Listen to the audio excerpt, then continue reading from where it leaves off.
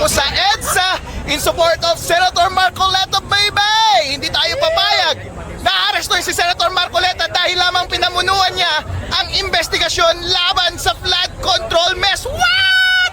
Hindi po tayo papayag. Nandito tayo, libo-libong tao na ang nandito sa EDSA at hindi kami aalis dito hanggat hindi ninyo i-atras ang plano ninyong arestuhin ang aming favorite senator, Senator Marcoleta, baby!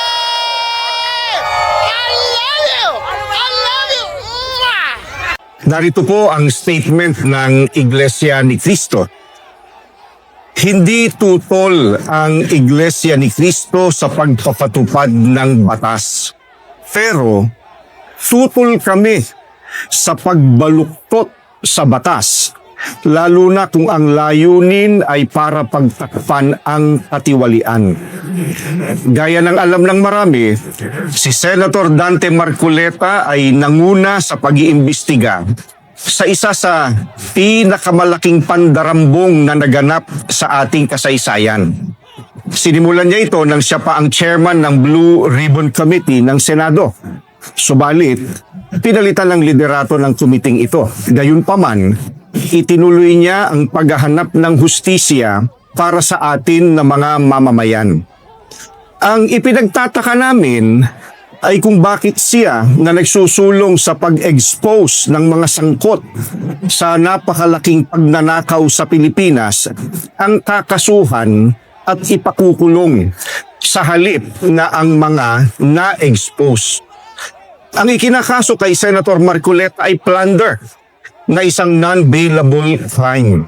Sa makatwid, ipakukulong siya at hindi pwedeng magpiyansa hanggang hindi natatapos ang paglilitis sa kanya. Sa madaling salita, ay hindi na niya maitutuloy ang paglalantad o pag-expose sa mga sangkot sa pandarambong na naganap. Pero, paanong naging plunder ang pagtanggap ng campaign donation o campaign contribution? Hindi naman galing sa kabangyaman ng Pilipinas ang tinanggap niyang donation mula sa mga sumuporta sa kanyang pagkandidato bilang senador. At mismo ang COMELEC ay naglabas na ng desisyon na walang krimen na naganap sa pagtanggap niya ng campaign donation. Sinusuportahan ng Iglesia ni Cristo ang itinataguyod ni Senator Marcoleta dahil ito rin ang posisyon namin.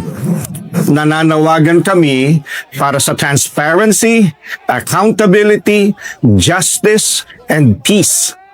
Kaya, nais naming iparinig sa mga kinauukulan na kahit ipakulong nila si Senator Marcoleta, ay hindi kami titigil sa paghingi ng katarungan para sa mga kababayan natin na ninakawan. Gusto naming ipaalam sa kanila na isang injustice ang selective justice.